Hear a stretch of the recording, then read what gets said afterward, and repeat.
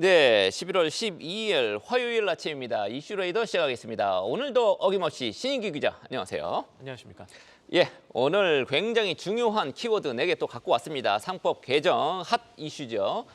비트코인 증권주 동아약품 순서로 보겠습니다. 첫 번째, 상법 개정 이슈. 경영계에서는 반대하지만 상법 개정해야 된다는 여론도 또 만만치 않습니다. 지금 동향 어떻게 되고 있습니까? 결론부터 말씀드리면 이 상법 개정에 대해서 시장의 기대 심리가 높아질 수 있는 국면으로 방향성이 잡혔습니다. 될 것 같아요. 될 것 같은 기대 심리가 지금 높아지고 있는 국면, 이걸 보셔야겠습니다. 어제 외신 기자 간담회가 있었고 여기 호스트는 금융위의 부위원장이었습니다. 김소영 금융위 부위원장이 상법 개정과 관련해서 정부가 연내 입장을 정리할 계획이라고 밝혔고요. 시장 입장에서는 그동안의 여당이 반대 입장을 폈던 상법 개정에 대해 완화 혹은 선회할 수 있지 않느냐라는 기대 심리를 높일 수가 있겠습니다. 그리고 대법원에서도요.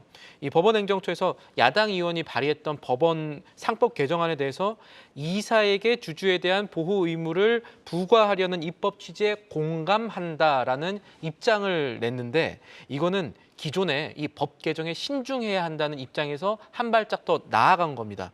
이거 연말 정기국회에서 상법 개정 통과 가능성이 높아지고 있는 상황이다, 이렇게 보시면 되겠고요. 이 현재 국회에 올라가 있는 이 상법 개정에서 가장 핵심은 이 이사의 투자자 충실 의무 대사에 모든 주주라는 개념을 포함시키는 겁니다. 대주주의 이익 때문에 소액 주주의 이익이 훼손되면 이것을 가지고 소송을 걸 수 있게 법을 만들어 놓겠다는 거죠. 그래서 상법이 개정되면 대주주 경영권 지키기 위해서 유증을 하는 이 고려아연 같은 사태라든가 여러 가지 최윤범 회장 사태가 있었죠. 그렇습니다. 이런 상황들 혹은 이제 두산 에너빌리티 관련해서 뭐 소액 주주들이 소송을 할 수 있는 혹은 책임을 물을 수 있는 틀이 생기는 겁니다. 한편으로 이 재계에선 이 법이 통과되면은 대한민국이 이 소송 공화국이 될 것이다. 이 상장사들이 소송 처리하는데 하루에 얼마간 쓸 수밖에 없게 된다. 이 경쟁력이 낮아진다. 이런 변호사들은 큰 시장이 열리는 거죠. 그것도 살펴볼 수가 있겠고요.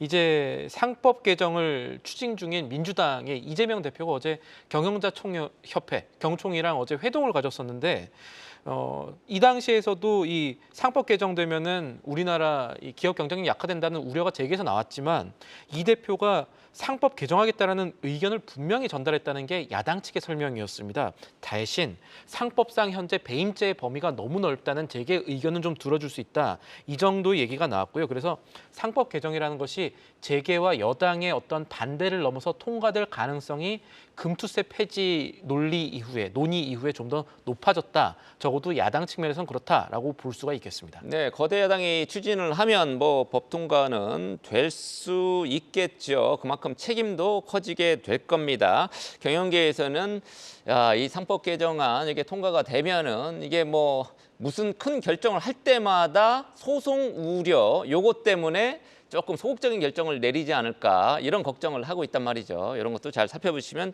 좋을 것 같습니다. 사실 어제 우리 신 기자 가졌던 이수페타시스 유상증자 올빼미 공시 요거 사태만 요것만 놓고 봐도 여러 가지 이제 코리아 디스카운트 요인이 있기 때문에 상법 개정에 힘을 실어주는 여론에 그렇게 이제 힘을 실어주게 됐는데. 그렇습니다. 사실 외국에서는 이런 사태들이 사실은 코리아 디스카운트의 가장 큰 요인이다라는 보고서가 나오기도 했었거든요. 우리나라 자본시장의 투명성을 위해서 상법 개정을 해야 한다는 목소리가 지금 힘을 받고 있는 상황이다, 이렇게 보시면 되겠습니다. 네, 이수페타시스 같은 상장사들도 조금 조심해야 될 부분이 있어 보입니다. 두 번째 이슈, 비트코인. 외신에서는 지금 인세인이다, 아주 미쳤다라고 할 정도로 지금 현재 시간에도 급등세를 보이고 있습니다. 간밤에 뉴욕 증시에서도 좀 전에 소개를 해드렸습니다만 마이크로 스트래티지 같은 큰 종목 하루에 26%나 급등했단 말이죠. 네. 어제 국내에서도 관련 종목도 많이 뛰었고요. 자, 비트코인이 계속 뛸 수 있을지 지금 증권가에서 어떻게 보고 있습니까? 어제보다 오늘 더 뛰었죠. 제가 새벽 3시쯤에 이 티커, 그러니까 앞에 이 옆에 제목 달아놓은, 지금 제 손으로는 이렇게 될 텐데 제목 달아놓은 데서 86,000달러 얘기 썼다가 지금 88,000달러로 수정된 거 보실 겁니다. 비트코인이 간밤에 개당 88,000달러, 우리 돈 1억 2천만 원도 넘어섰습니다. 미국 대선에서 트럼프 공화당 후보가 당선인으로 확정된 이후에 가상자산에 대한 관심이 크게 올라온 국면 저희가 다 보고 있었는데, 비트코인 가격이 심상치가 않습니다. 기존에 없던 투자 심리가 들어오고 있는 것 같은데, 비트코인 가격이 최근 일주일 새 30% 이상 상승을 했고요. 시티은행의 분석에 따르면 미국 대선 이후 이틀 동안 6일, 8일 이틀 동안 비트코인 현물 ETF의 순유입액만 20억 달러가 넘었다고 하고요. 비트코인은 이 모멘텀뿐 아니라 단기적 호재도 예고가 되어 있는 상황인데 올해 말에 비트코인 현물 이 상장 지수펀드 ETF 옵션 상품이 나올 가능성인데 옵션이라는 거는 기관 투자자 입장에서는 변동성을 해지할 수 있는 수단이 생겼다는 뜻과 같습니다. 그래서 이 상품이 거래가 되면 그동안의 시장에 들어오지 않았던 추가적인 기관 투자자들이 유입될 수 있다라는 기대가 하나 있겠고요. 그리고 비트코인은 지금 트럼프 때문에 오른다라는 얘기 지금 다 알고 계시죠? 그래서 앞으로 더 갈 거냐를 살펴볼 거면 비트코인 관련해서는 트럼프 대통령 당선인의 주요 공약이 그대로 실현될 수 있을까 이거를 봐야겠습니다. 그러면은 공약이 뭔지를 좀 우리가 알아야 될 텐데 일단은 이건 될지 모르겠습니다. 취임 첫날에 이 미국의 증권거래위원회 위원장 게리 겐슬러는 비트코인에 대해서 여러 가지 조심해야 된다는 입장을 많이 펼쳤죠. 트럼프가 이 사람을 적으로 지목했습니다. 취임 첫날에 이 사람 해임하겠다고 했거든요.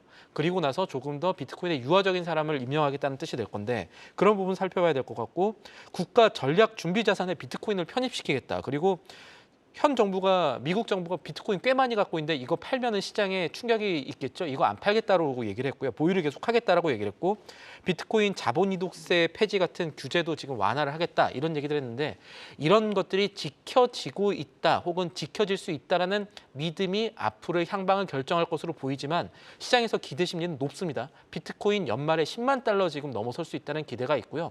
20만 달러 얘기하는 곳들도 내년까지 지금 나오고 있는 상황입니다. 네, 게스우드는 50만 달러 뭐 얘기도 했었는데 맞습니다. 지금 분위기가 계속 상승적으로는 일단은 가고 있네요. 자, 다음 이슈. 여의도에서 내년에 금융업종이 좀 전망이 괜찮다. 지금 트럼프 당선 이후에 뉴욕 월가에서도 금융업종 잘 나가고 있습니다. 규제 완화 기대 때문에 한국에서도 금융업종, 그중에서도 증권주가 괜찮을 것 같다. 이런 보고서들이 나오고 있다면서요. 네, KB증권 얘기인데요. 물론 이제 증권사 얘기라서 걸러들어야지라고 하시는 분 있겠습니다만 보통 이 증권사들이 증권주 얘기할 때는 그래도 중립적으로 얘기를 합니다. 일단은 금융이 올해도 괜찮았는데 내년에 매수할 이유가 더 많다는 전망을 내놨습니다. 그 중에서도 증권주가 은행주보다 좋고 한편으로 보험주는 좀 좋지 않겠다는 분석인데 증권주가 금융주 중에서 제일 좋다라는 얘기를 했는데 이거 어떻게 보면 의아해하실 수 있습니다. 왜냐하면 최근에 계속 나오는 얘기가 아까 비트코인도 그렇고 코스피 코스닥 거래액보다 비트코인 거래액이 많다는 건 그만큼 국내 증시가 부진하다는 얘기도 되잖아요. 그러면 브로커리지 수익 같은 거 좋지 않을 것 같은데라고 생각할 수가 있는데 KB증권이 본 내년 증권업종의 합산 이익이 상장사 합산 이익이 4조 4천억 원이 넘어갑니다. 올해보다 5.4% 증가할 것으로 전망을 했는데 해외 주식 수수료가 지금 국내 부진을 상쇄할 수 있다라고 얘기를 하고 있습니다. 어차피 지금 국내 주식 개인 수수료는 거의 무료다시피 한 상황이니까요. 그리고 그동안에 있었던 부동산 PF, 해외 부동산 리스크가 내년에는 증권주들은 해소 국면에 올 것이다라는 분석이 함께 있었습니다. 그래서 KB증권 같은 경우는 하나금융과 한국금융지주, 삼성증권을 최선호주로 픽을 했고요. 한편으로 규제 불확실성 때문에 보험업종은 내년에 합산이익이 올해보다 오히려 줄어서 한 4% 정도 줄어들 거고 금리 하락 구간에서 규제 불확실성 때문에 아마 실적 측면에서는 보험업종은 좋지 못한 선택이 될 수 있다라는 얘기도 함께 했다는 거 살펴볼 수가 있겠습니다. 네, 더불어서 증권업종 내년에 이제 조금 좋아질 것 같다. 이런 거와 더불어서 우리 코스피, 코스닥 지수도 좀 많이 올라갔으면 좋겠습니다.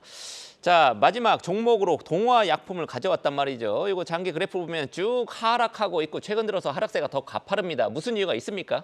지금 걱정이 현실화될 가능성이 높아졌습니다. 시장에 지금 알려지고 있는 얘기들, 증권사 리포트가 나온 것은 아닙니다만 미국의 식품의약품 FDA 결정은 우리나라 바이오주에도 꽤 영향을 미치죠. 제약주도 마찬가지고요.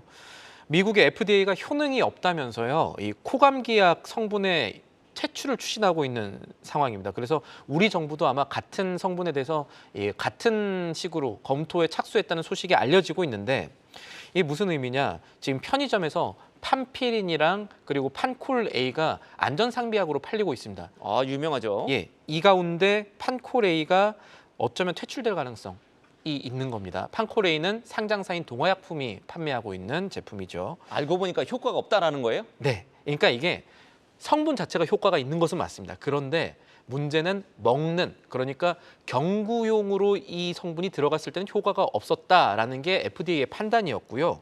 FDA는 앞으로 6달 동안 공개 의견을 받은 다음에 이 성분이 들어간 경구용 코감기약에 대해서 퇴출할지 말지 최종 결정하는데, 미국 현지에서 이 CVS라든지 대형 약국 체인들 보면은 이미 관련 성분이 들어간 먹는 감기약이 없어지고 있다고 합니다. 매대에서. 그래서 이게 아마 우리나라에도 같은 흐름을 탈 가능성이 지금 높다라는 얘기들이 나오고 있는데, 감기 걸려가지고 먹었는데 그냥 다 소화해버리고 효과는 없고 뭐 이렇다는 그렇죠. 거네요. 이 약성분은 많이 먹으면 좋지 않은 거니까 최대한 이제 팔지 않으려고 하는 그런 의도가 있는 것이고, 이 국내 시각처도 이 그간의 사용 경험이라든가 전문가 의견, 그러니까 그동안에 효과 있었는 줄 알았는데 실제로 봤더니 플라시보 효과다 이런 건데, 이 종합적으로 검토를 해서 이 경구용 감기약에 대해서는 한번 검토하겠다는 얘기를 했고, 그렇게 되면은 아까 말씀드린 대로 상장사 가운데 동화약품이 타격을 받을 가능성을 생각해 볼 수가 있겠습니다. 그러면 저희가 숫자로 봐야겠죠. 동화약품이 판콜A 얼마나 판매를 하고 있느냐 봐야 되는데, 반기 보고서 기준으로 판콜A, 판콜S 모두 페니레페린 성분이 들어간 약인데 이게 전체 매출의 12% 넘게 차지를 하고 있거든요. 그러니까 이 감기약이 안 팔리게 되면은 그만큼 동화약품에 타격이 있을 거고, 반대로 판콜A 없으면 판피린 먹어야지 혹은 다른 약 먹어야지 하는 수요도 생각해 볼 수가 있을 겁니다. 아직 이 흐름은 주가라든가 이 투자상에서 나타나지 않은 흐름이었는데, 아까 말씀드린 대로 이 상비약 기준으로는 동아소시오홀딩스의 판피린이 이 동아소시오홀딩스 전체 매출의 한 4.7% 정도 차지하고 있었고요. 대원제약, 이 상장사인 대원제약의 콜대원 같은 경우도 페니레프린 성분이 없는 약이었다는 점 참고하시면 되겠습니다. 알겠습니다. 이거는 뭐 전체적인 제약회사의 얘기가 아니고 동화약품에 조금 국한된 얘기. 그리고 반대 심리도 같네요. 있을 수 있다라는 것도 살펴볼 부분이고요. 네, 종합적으로 검토를 해봐야겠습니다. 지금까지 신인규 기자와 함께한 이슈 레이더였습니다. 계속해서 다양한 경제 이슈를 알고 싶다면 구독과 좋아요, 알림 설정 부탁드립니다. AI 캐스터 권미정이었습니다.